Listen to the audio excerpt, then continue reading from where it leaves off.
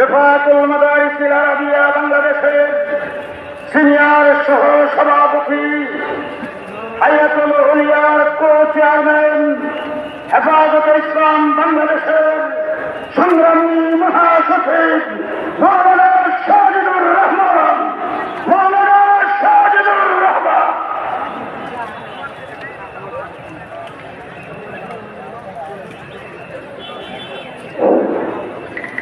السلام عليكم ورحمة الله وبركاته.